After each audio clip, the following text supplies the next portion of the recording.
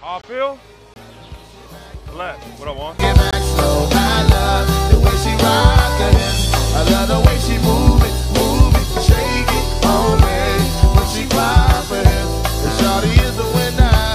You can tell that shawty's no beginner. She's confident. I love the way she move it.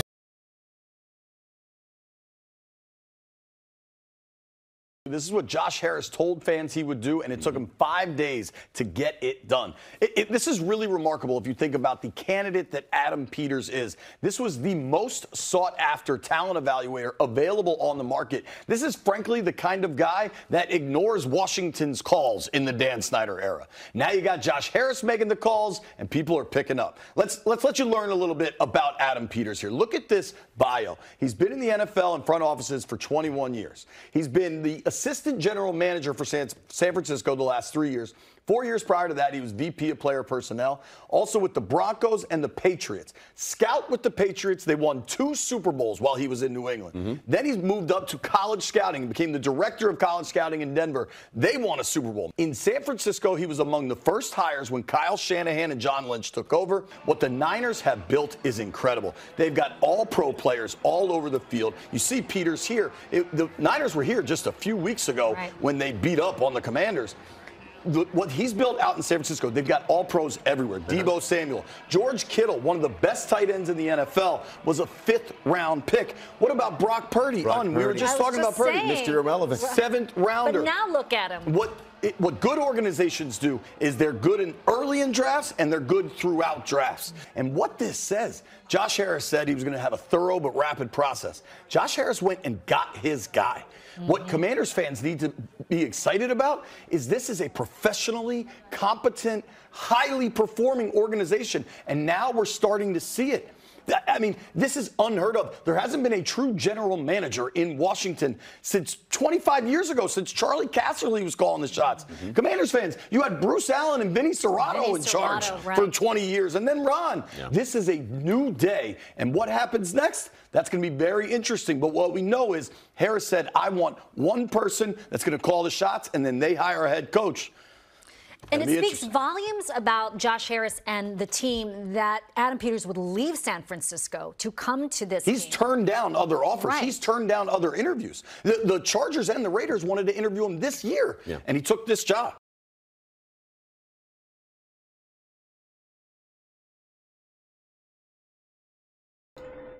YouTube, what's going on? It's Juan Gotti here with another Washington Commanders video.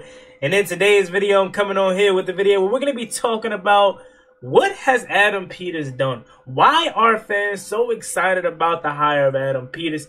And we're going to talk about the success that he's been a part of in San Francisco and the exact reason why fans are that excited. So without further ado, let's go ahead and get straight into today's video. But before we do, make sure you guys go down below, leave a like on this video, subscribe to the channel if you are new, turn on post notifications so you get notified when I upload new videos like this to the channel. We're on the road to 7,000 subscribers, so we greatly appreciate if you can help me get close to that goal and eventually achieve it. Tomorrow, I'll be having my final live stream before I go attack my in real life journey. So please come through for that 8 p.m. Got some special guests coming on there. We're going to be talking about this and a bunch more. Now, let's get to it. All right. Thank you, JP Finley, for that opening of the video. All I can do is smile. You know what I'm saying? Like, we haven't had no on-field success yet, but the off-the-field success has begun. The hire of Adam Peters was earlier today, and we're still soaking it all in, as it just doesn't feel real. It doesn't feel real. When does the Washington Commanders ever be in a situation where they get the best? Okay? They didn't get one of the regular guys. They got the best, okay? This dude, as you heard JP Finley read off his transcript and his resume, he has completed and been a part of some great situations. Most recent, the San Francisco 49ers. This man is going to come to Washington and do exactly what the last GM failed to do, and that is actually build a team. That's my biggest thing that I'm excited about over the course of these next few years, is building a team, right? You know what I'm saying? We've never really had a structured team, and that's why we've never been able to complete success. You may have one position that's really good, but you don't have it coupled up with other players that are equally or just slightly, you know, underneath maybe. Like for years, we've had great left tackles, whether it's Chris Samuel, whether it's Trent Williams, right? But you don't couple that left tackle with good quarterback play or good wide receiver play or good running back play. It's always something that's off.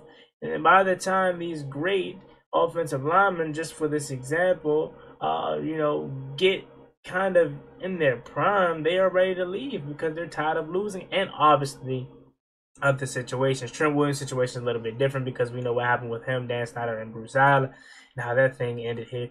But guys like Brandon Sheriff, right? He said he didn't want to leave Washington, but he went to Jacksonville, got more money, and they were winning. I know they fell short this year, but they were winning, right? So we've had talent, but we just never structured it and could put it all together. I think this guy's going to be the culprit and the head of putting all this together. I think we're going to finally be able to not only hit on first-round draft picks, but continue our late-round success.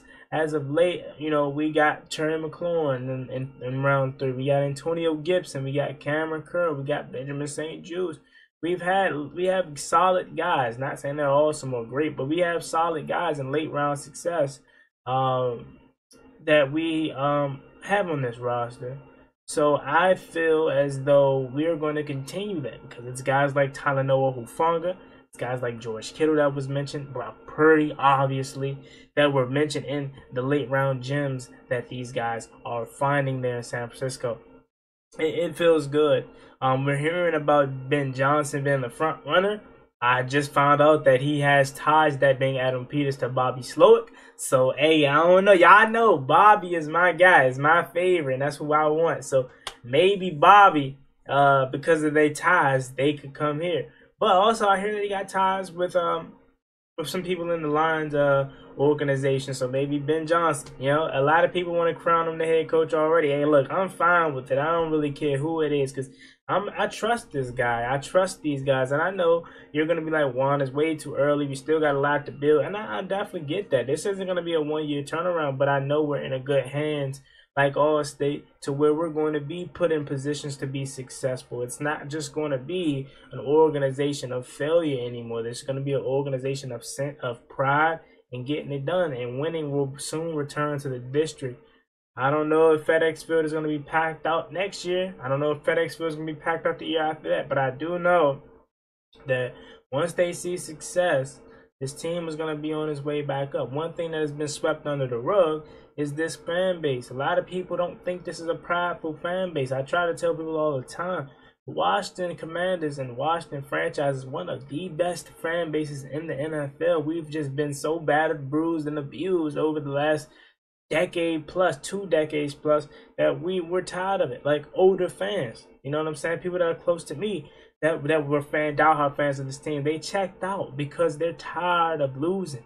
You know, so they may not be so in on the news of Adam Peters, but I will say this: if they do listen, guys, this is a new day, and I know you've heard this plenty of times. This time, it truly is, because it's the changing of the guard. No more Dan Snyder, no more Ron Rivera, no more coach-centric approach. This is a true reset. So all the fans, the older fans that may have checked out, or even younger fans, I'm not telling you to come back now, because I know some of you want to see results first, and that's fine. But just give this guy a chance. The fact that Josh Harris got his guy in less than 5 days should tell you all you need to know about how serious this guy is about rebuilding an organization. And what I love so much about it is he's the opposite of Dan Snyder. He knows that he doesn't know everything. So he's not going to be one of those owners that's just going to want to do everything and call everything and be control of everything. Obviously, it's his team, so he can do what he wants. But the good owners puts people in positions to do their jobs, to bring in high quality players, to structure a roster. Again, like I said, the most important and the most intriguing thing that I've liked about the hire is the fact that they build rosters that we like, that are good, all pros, Pro Bowlers. That's what we need here in Washington. We don't need no more Joe Schmoes. We don't need no more Antonio Gandy Goldens. We don't need any more Maurice Hursts, and I know he was solid, but you know what I'm saying? We don't need any of these guys, average, regular guys that are out the league in 2 to 3 years. Now, I understand he's not going to hit on every single pick, right? But I think for the most part, he'll be more successful than anything that we've done in the last 25 years plus.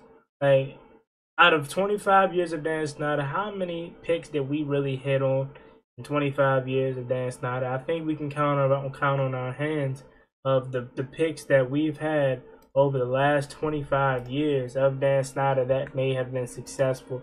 Trent Williams. Let's see. Let's actually look up the Redskins or the Commanders' last 25 first round draft picks, or really, I would say maybe like 20, because you know for that stretch we didn't have a first round pick. So let's say for the last, so Dan Snyder bought the team in what, 99? 99, we had Champ Bailey. Champ Bailey, he was good, but he ended up not being good in Washington because we traded him away. So he was good, but wasn't like, he didn't get the players control. He's more of a Bronco. LeVar Arrington, he didn't really live up to that number 2 overall pick. Had his moments. Chris Samuel, that's one that panned out. Obviously, injuries ruined his career.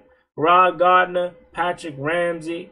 These are all first-round picks that weren't the best. Now, I know P. Ram is Sam Howell's in a similar situation than Patrick Ramsey. Patrick Ramsey showed flashes, but obviously, situation around him killed him, right?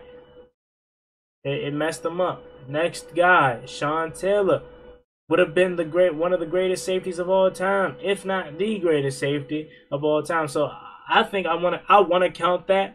If you're like, wow, you can't count that because he didn't get to play out his career, I understand, but I'm going to count that because we knew the trajectory of what Sean Taylor's career was going to be. So right there, I would say you're at 3, right? 3 or 2.5. If you want to count Champ Bailey, fine. So that's 3, right? Carlos Rogers, he was cool, but was he ultimately up to that 9th overall pick? You know, Jason Campbell. Then after that is LaRon Landry, right? LaRon Landry, solid guy, hard-hitting guy. Brian Orakpo. I would probably count Brian Orakpo. That's 4 right there. You put in Ryan Kerrigan now. That's 5. Ryan Kerrigan panned out. I know a lot of people will, probably would prefer J.J. Watt, but in my opinion, Ryan Kerrigan, he panned out. RG3 did not pan out. Brandon Scherff panned out. That's 6. Josh Dotson did not pan out. Jonathan Allen, I would consider him panning out. I would say that's about 7. Deron Payne, same thing. That's 8. Dwayne Haskins didn't pan out here, unfortunately. Montez Sweat, he was solid here, but it seems like he's panning out in Chicago. So I don't necessarily know if I would consider that panning out. I don't know. Let me know down below. Chase Young didn't pan out. Jamin Davis didn't pan out. And Jahan Dotson, I would say was his last pick. And Jahan Dotson is solid, but it's still too early. So I would say out of 25 years, maybe 7 first-round picks panned out for the Washington Commanders. You know what I'm saying? And that's just first-round picks alone. We didn't even go down the terrible history of second-round picks. We didn't do none of that. So essentially what I'm saying is this guy's going to come in, and he's going to help us build a roster that we're going to come to know and love. That's the biggest thing that I'm most excited for. I know it's so much other things that he's accomplished, but that alone is the biggest reason why I'm excited for the future of the Washington Commanders. So there you have it, man. That's all that he accomplished, right? So much success with teams like Denver, so much success with teams like the 49ers, was a college scout. So he has experience, 21 years in the NFL. And this guy's only 49, so he's going to be here for a while, and I'm excited. I can't wait to get the ball rolling after this season. And when I get back, just know it's go time. So as always, it's me and boy Juan Gotti. Like, comment, subscribe. Hail to the Washington Commanders. Love each and every one of y'all. Hope you guys have a blessed and safe weekend and enjoy some college ball. See y'all later. I'm out. Peace.